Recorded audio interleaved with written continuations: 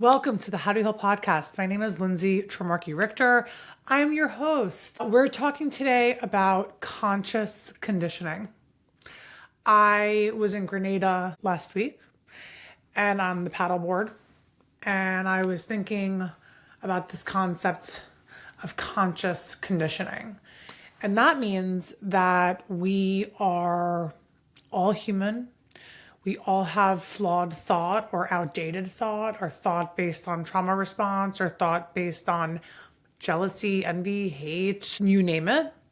And this idea of conscious conditioning and what it means to actually take the reins on our own perspectives and understand that they come from somewhere and that we have the ability to change our internal dialogue, our biases, we can change.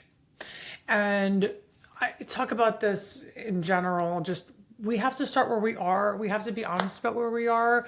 We have to be truthful about what actually is going on in our self-talk, in our self-dialogue, in our biases, in our prejudices, and maybe even hatred towards things. Or it's not just others. It many of the times comes down to this hatred that we have to ourselves and this negative self-talk and this fear.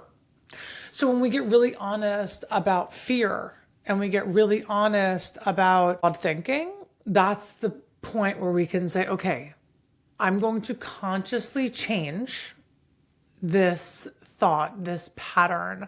I'm going to work towards reframing the way that I see things. And it requires sort of out of the box creative thinking that sometimes can feel taboo. And I think that that's why a lot of people don't want to go there. They're like, oh, that's weird. I'm not going to think about things in a way that maybe may change my mind. When we think about conscious conditioning, what we're really doing is we're making space in our heart for something different, for a different level of understanding, for something completely different outside of us that makes us uncomfortable, that we can say, where can I think back to a time in my life where the same situation applied to me? And you make it personal. This is important because I was thinking about this concept as I was driving yesterday, that awareness is really superior and all-inclusive, where intellect is so limited. So when we think about how to heal, and we think about the process that I walk you guys through and that I talk about in so many different ways, we're really talking about integrating all the levels of information that we're coming into contact with. It's not just the head. It's not just the heart. It's not just the physical sensations of what we're experiencing. It's not just the feelings. It's everything.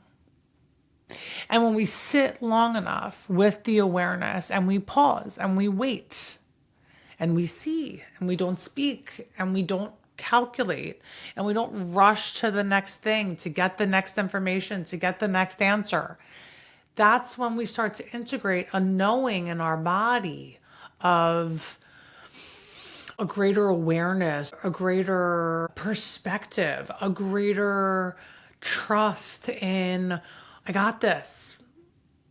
I covered that. I'm not shocked by that anymore. Like, I'm feeling good. I'm not having a trauma response or like a freak out response or a knee-jerk reaction to this information. I sat with it. For me, when I was in the city and I got sick, I had this like Kundalini awakening that I had no idea what I was dealing with. There was no one in the game talking about spirituality, no one in the game talking about heightened consciousness like mainstream. This was not a thing. There was fear in my body, in my psyche, in my every beat. I couldn't escape it. And the information just kept coming and coming and coming, and it didn't get a break. It was like I was drowning. It's like drinking from a fire hose. And my husband says it all the time, drinking from a fire hose. That's what it was. But,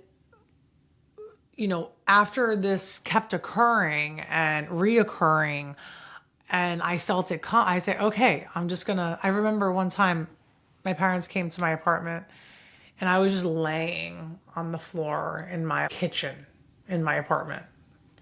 And I heard my dad talking to my therapist, and he was like, well, she seems to be handling it a little better this time. And I was trying to just calm down the sensations of my body and get grounded and be held by my body, because the other streams were coming in so fast and furious. And I downloaded a lot of information at that time where it was just now, I'm like, oh yeah, I know that. I know this information. Like I see things, I hear about things, we learn about all different kinds of like security breaches and AI and how we're constantly being monitored. Like all of that information was made aware to me. And it was scary. And the reason I tell you this story is because we have to allow the fear to come into our body, and we have to recognize, like, I don't like this. And it's almost like when I have these dreams of dying, I just stay in bed, and it feels like that movie Get Out, when he's like in a hypnosis and he sees everyone like carrying his body and he's like falling into the abyss. It's similar to that, where it's just like, this is happening to me. There's nothing that I can do, but I'm going to stay present and in integrity for the experience. I'm going to witness, I'm going to allow my presence to be in the presence of this experience. That's how we create resilience. That's how we create awareness. We sit in the presence of the experience and we witness it. We get swallowed by the fear and we surrender. And that's how you sort of get engulfed in this somatic experience of, okay, I'm going to have to swallow this pill. So how do I, like, there's so many emotions that are coming up about me swallowing this pill. So how am I going to just be aware and sit with all the emotions like a tsunami? I'm going to die. I'm going to get engulfed by this tsunami. Like, how do I let it engulf me in peace? How do I integrate all of the information, which is all the emotions, it's not so much about the information as more of it is the somatic response to the information that you're receiving. So when we sit in that awareness of, I know that I am aware, I'm sitting in my strength, even though it feels so weak right now, even though I'm so vulnerable and weak right now, I'm sitting in strength because I'm sitting in integrity. And just as a side note, integrity is the lack of of an internal divide. I talk about integrity a lot. I talk about it being a feeling, but to get even more specific, integrity is a lack of an internal divide. We do not have an internal conflict about how we are or not. We are neutral. We are okay with the decisions. We're clean.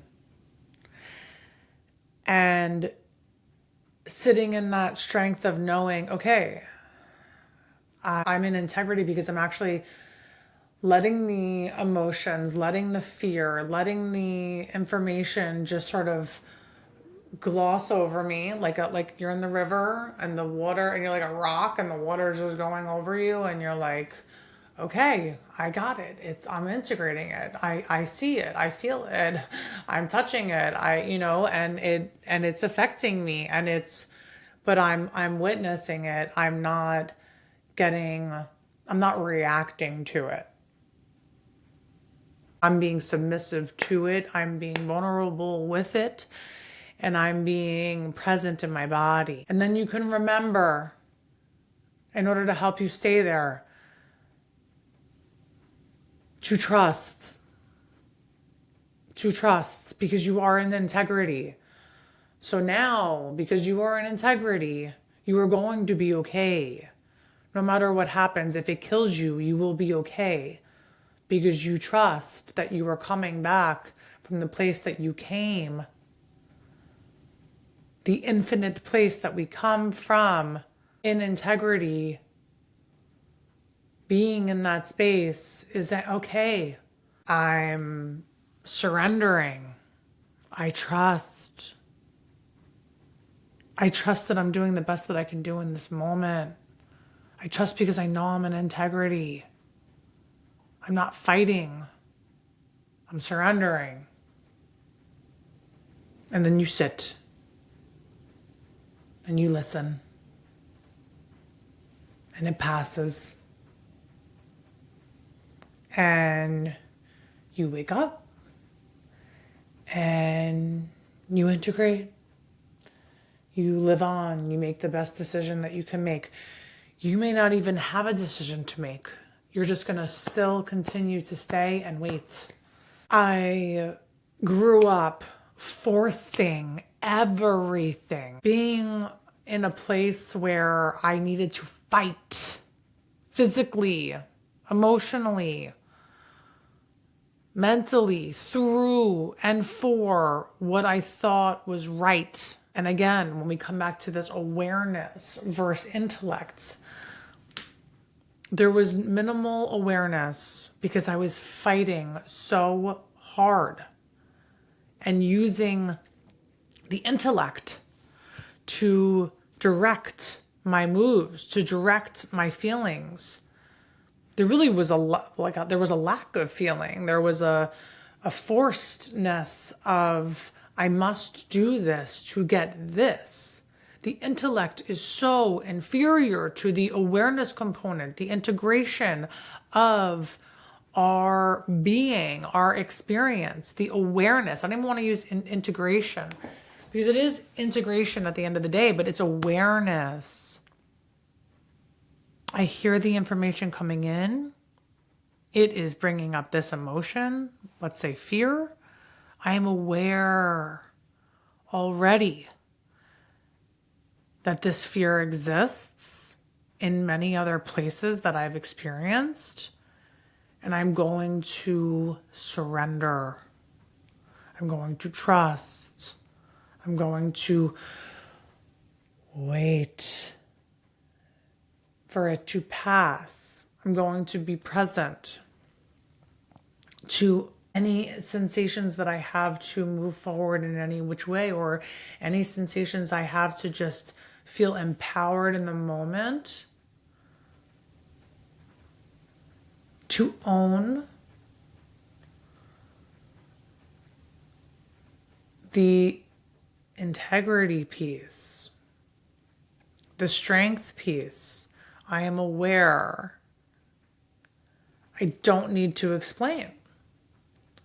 I am aware. I don't need to meet. I am aware. I am working on something bigger. This minute shift of observing rather than responding, reacting, engaging with the external It is the antidote to coming back from this urge to force everything. I am a millennial. I'm 43 years old. We were taught to work as many hours as you can work, grind, get to the millions, be a career woman, have it all. Everyone talks about this. It's very trendy on social. I see it all the time, but nobody's talking about what the antidote to that is. Okay, yeah, I know I don't want to be this way anymore, but how do I actually change it? How do I actually correct it in my nervous system and my being and the way that I operate in the world? Where can you notice how you are forcing things? If you just pause and you ask yourself once a day, or whenever you feel inclined to, where am I forcing? Is it in my body? Am I holding my breath? Am I driving super fast on the road and trying to force my time? Am I eating mindlessly and just forcing myself to fight awareness? This is where this work, how to heal, becomes accessible to everybody. Because I'm not teaching you tools on how to heal. I'm teaching you to remember who the fuck you are. I'm teaching you to remember your awareness, your strength, your resilience, your all-encompassed knowing, your ability to surrender, your ability to stand in your power. That is the healing. It's not about healing emotionally, healing spiritually, all these things. It's about I'm in my power.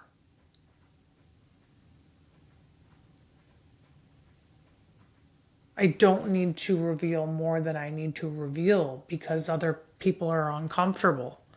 I don't need to meet other people in their discomfort. It's not my responsibility.